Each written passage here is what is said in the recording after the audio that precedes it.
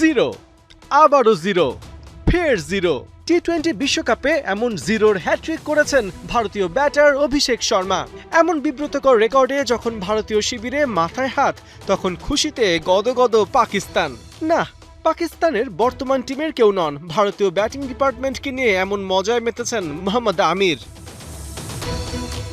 পাকিস্তানের সাবেক এই পেসারের মতে ভারত এবারের বিশ্বকাপে সেমিতেই নাকি উঠতে পারবে না। পাকিস্তানি গণমাধ্যম জিও নিউজের এক অনুষ্ঠানে হাজির হয়েছিলেন দেশটির 2009 টি-20 বিশ্বকাপ জয়ী দলের এই পেসার।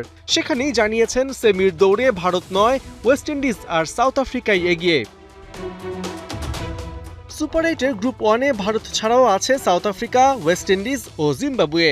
আমিরের মতে পাকিস্তান ছাড়া বাকি 3 ম্যাচেই ভারতের ব্যাটিং কলাপস করেছে। এর চেয়ে সাউথ আফ্রিকা ও ওয়েস্ট ইন্ডিজ যেভাবে খেলছে তাতে যে কোনো দলকেই তারা হারানোর সামর্থ্য রাখে। কেন ওয়েস্ট ইন্ডিজ এগিয়ে তার ব্যাখ্যাও দিয়েছেন আমির। গুদাকেশ মতি, Aqil Hossain, Jason holder, Shamar জোসেফদের নিয়ে কম্প্যাক্ট বোলিং লাইন আপ ক্যারিবীয়দের। তাছাড়া ব্যাটিং ডিপার্টমেন্টে শেরফান রাদারফোর্ড ও রোভম্যান পাওয়েলের মতো হার্ড হিটার যে কোনো দলের ওপরেই চাপ সৃষ্টি করতে পারে।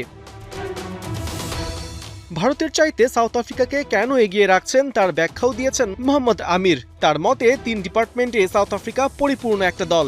ফাস্ট বোলিং, স্পিনার, এমনকি ব্যাটিংয়েও ইনফর্ম আছেন ক্রিকেটাররা। অবশ্য আমির ভারতকে সেমিতে না চাইলেও রশিদ লতিফ আর আহমেদ শেহজাদ ঠিকই ভারতকে সেমিতে দেখছেন। রশিদ লতিফের মতে সেমি হবে পাকিস্তান ও ভারতের মধ্যে। অন্যদিকে আহমেদ শেহজাদ বলছেন গ্রুপ 1 থেকে সেমিতে উঠবে ভারত আর সাউথ আফ্রিকা। এখন দেখার বিষয় কার কথা সত্যি হয়। পার্থ বণিক, ৭১।